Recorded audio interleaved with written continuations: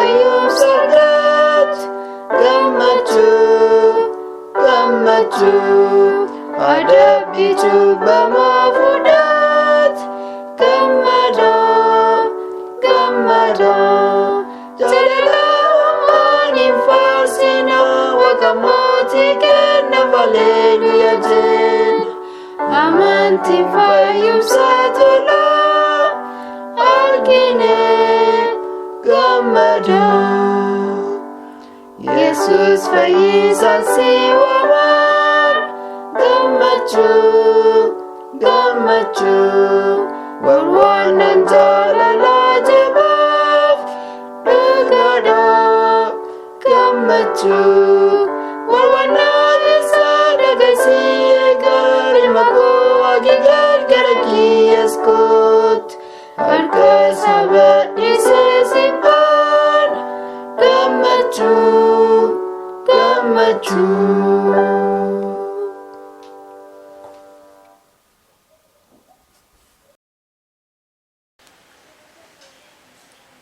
Maqaan kiyya Waartee Guddataa jedhama. Eebjuu.fi.mulata boqonnaa 510 dubbisaa. Eebjuu.fi.mulata. Wiixata waxabajjii 6,2008. Qulqullummaan uumoo bara baraatiif.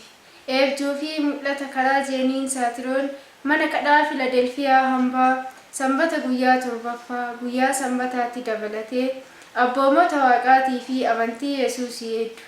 Amantii Yesuusii hafuura raagaati. Qulqullummaan uumoo bara baraatiif. Eebjuu.fi.mulata lakkoofsa 1.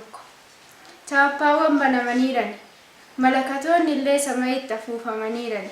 Gigissaanis dhaga'ameera. Yesuus akkana naan jedhe. Maleekaan jaaffaa malakata hennaa afuufe bilbilli du'a sanyii namaa bilbilame. Maleekonni ni boo'an. Fardi magariisni nama gulufsiisu waliin afoo Yesuusii dhufe. Innis gara lafaa deeme.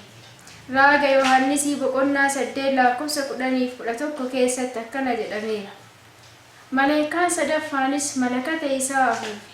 Urjiin guddaan akka guca boba'uu tokkos samii irraa laggeen harka 3 keessaa harka 1 irra burqaawwan bishaanii irra bu'e. Maqaan urjii sanaas Haadheesoo jedhama. Bishaan sunis harka 3 keessaa harki 1 ni hadhaa'e. Sababii bishaan sun hadheeffameefis namoonni baay'een bishaaniin dhumani. Mul'ata. Ani Yesuus gara ardii kalaalaaru arge. Dheeraa fi ulfinna qabeessa. Uffanni isaa adii calanqisaadha.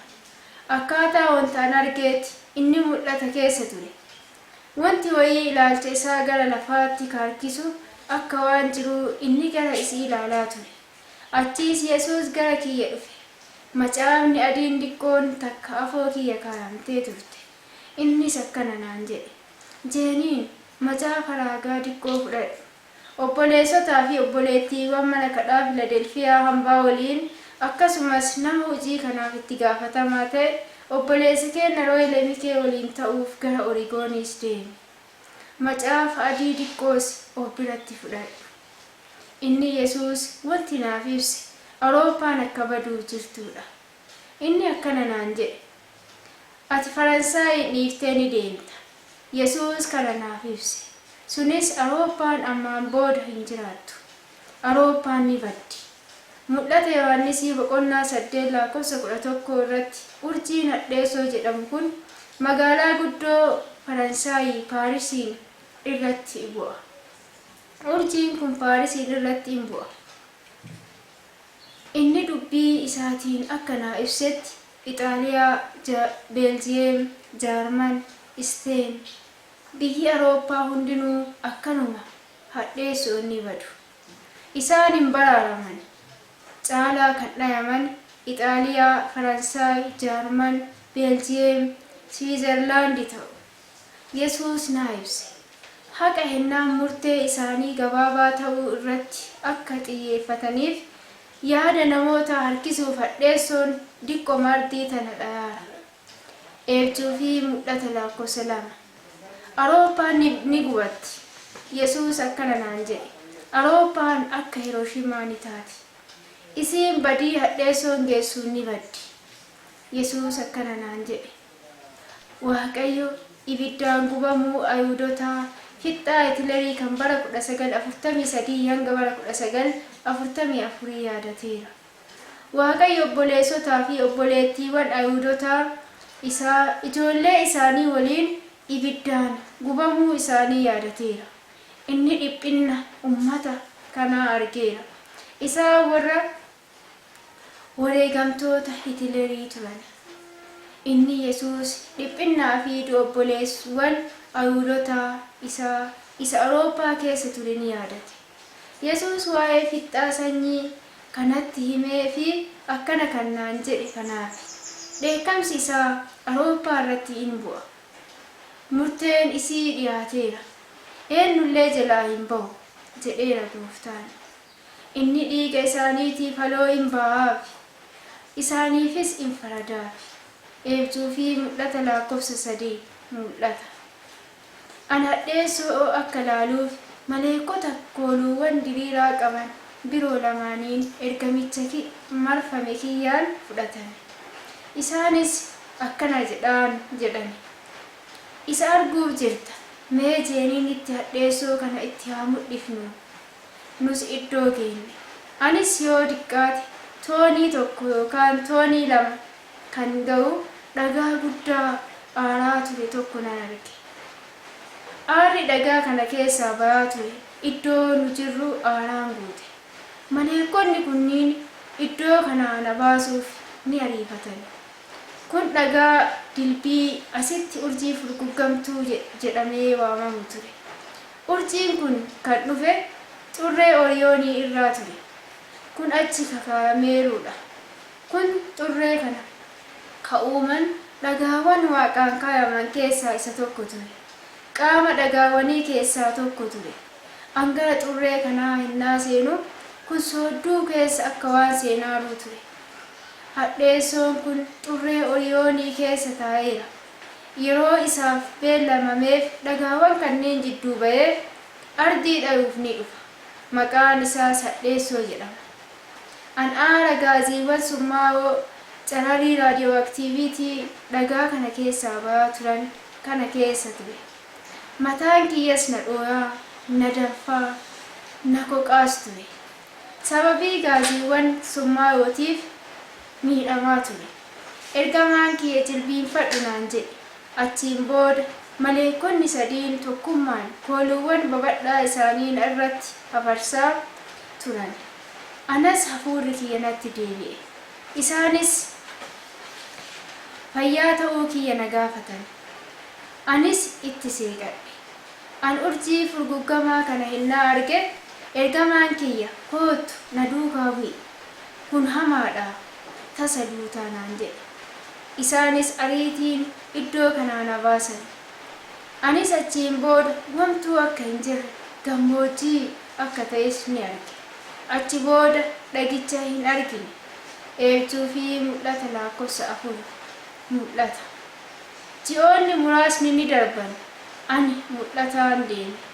An lafa onaa akka Hirooshimaa arge. Wanti hundinuu ni bade, ni haxaayame, ni qulqullaa'e, raasaa onaa ta'e. Mukoota gubatan muraasa, mukoota baala hin qabne halkan jinnii fakkaatan qofatu hafee ture. An mul'ataan gammoojjii kanaa fi iddoo gaddisiisaa kana ture. Manoonni hin turre, kun dukkana ture. Jiini ni dimimmise. An ni sodaadhe. An eessa akka jirus hin beeku ture. Namichi tokko natti dhufee akkana naan jedhe. Ati eessa akka jirtu beektaa? An namoonni biraa 2 akka isatti makaman ni arge. Isaan maleekota 3 osoo urjiin furguggamtuun kun hin bu'iniin dura na waliin turan akka ta'an an ni beeke. Isaan akkana naan jedhan. As bakki ati jirtu kun Paaris ture. Eeyyee Paaris. Tun Paaris turte. Magaalaan guddoon Faransaayii akkuma waraqaa gatamaatti ni dhabamte. Afuufamtee badde, ni haxaayamte. Isaan caarraa raadiyooaktiiviitii isa an arguu hin dandeenyeen akka hin duuneef achii na baasuuf ariifataa turan. Isaan akkana jedhan. Jeeniin asii haa baanu, haa deemnu. anis mul'ata ni dhabe. Eebjuu fi mul'ata boqonnaa 510 mul'ata lakkoofsa 5ffaa mul'ata. Magaalaan guddoon Paarisii akka badde erga argeen booda isiin Paaris lafa onaa gaddisiisaa dukkanaa taate. Ani mul'ataan deeme. Anis Jeneevaa Switzerland keessatti arge. Mul'ata kanaan jireenyi lamuu akka hin jirre arge. Jiraattota muraasatu karaa keessa ture. Magaalaan guddoon gammoojjii taateetti. Konkolaataan, baaburoonni, korophilaawwan hundinuu wamtuu lamuu hin hojjetu. Carallaa raadiyooaktiiviitii hanga sadarkaa wanti elektirikaa ta'e martuu lamuu hin hojjenneetitu ture. Moobaayiloonni gaggaariin karatti tuulaman. An of ajjeechaa baay'ee dhiphina maatiiwwanii dhagaye. Namoonni muraasni ni turan, garuu summaayaniiran. Ijoolleen isaanii du'aa turan. Raadiyooaktiiviitii fi gaasiiwwan namoonni manatti akka du'an godhani. Ani hora Jeneevaa arge. Inni bifa jijjiirate. Hadhaas ta'eera. An qurxummiiwwan bishaan keessa ol bayanii naafatti du'an arge. Kun gaddisiisaa ture. Warroonni baqachuu danda'an dooniiwwan fayyadaman. Namoonni rakkina keessa haa ba'uuf yaalii godhaa turan. Garuu isaan raadiyooaktiiviitiin qabaman. Jireenyi lamuu hin turre. Magaalattiin in duute. Bishaan lamuu hin turre. An ija kiyya ol kaase. An ol laale. Ijaarsa badhaa tokkos nan arge. Akkasumas isa irratti akkana jedhamee barraa'eera. Baankii Siwiizii. Achi gubbaa gara fooddaatiin korojoowwanii fi korojoowwan qarshii baalaa gadi darbatamanii bararanii badaa turan. Qarshiin baalaa kunniin akka billaanchaa iddoo marattuu bararaa lafarratti gadi kufaa turan. Isaan qarshii baalaa doolaaraa fi qarshii baalaa yeroo dhibba tokkoon hidhamaniiran akka turan ani arge. Namoonni dhiphataa turan. Isaan ammaan booda eessa akka deeman hin beekan. Isaan qarshii baalaa kanneen irra deemaa turan. Isaan faayidaa isaanii dhabaniiran. Ani dhagaye. Ammaan booda bishaan hin jiru. Bishaan hadhaayaa, asiidawaa, summaayaadha. Inni bifa jijjiirate. Bulee irraa gara magariisaatti jijjiirameera. Ana hafuuraan dubbadhe. Xumura siyaasaa, boonummaa jajjabootaati. Xumura qananii jireenya kanaati. Isaan carraa isaaniitiif harka kennatan dhiiran fakkaatu. Waaqni ni moo'ate. Jeeniin Saatiroon.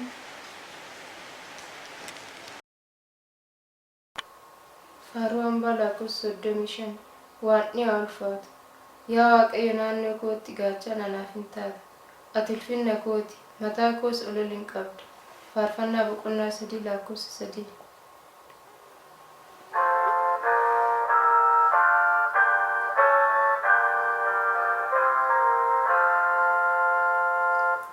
Waaqni haa ulfaatu deemnee laatu koondandee.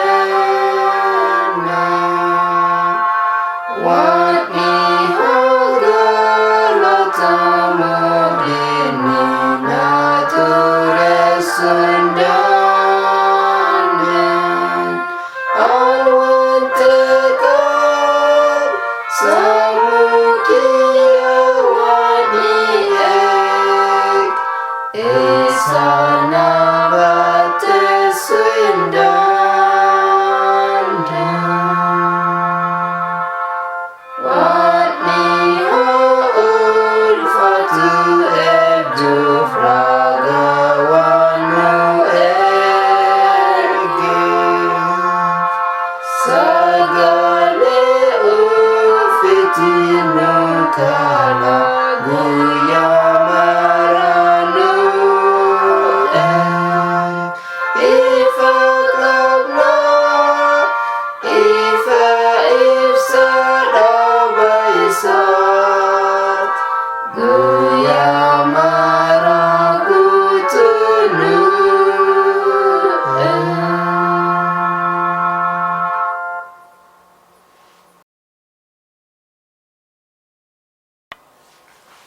hambaa lakkoofsa 80 Gooftaan haa ulfaatu. Buddeenni jiraataan samii irraa bu'e ana. Namni kamiiyyuu yoo buddeena kanarraa nyaate bara baraan ni jiraata. Buddeenni ani jireenya biyya lafaatiif kennus foon kiyya. Yohaanisii boqonnaa 6 lakkoofsa 51.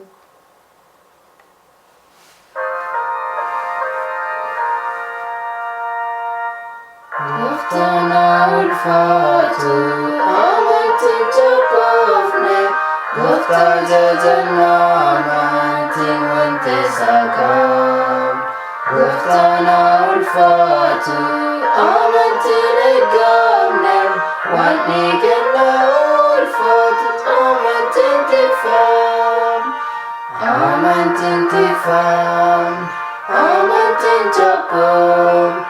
Yesus haa ulfaatu, inni wanta kennu, wanni kenna ulfaatu, wanta isaa nu kennu.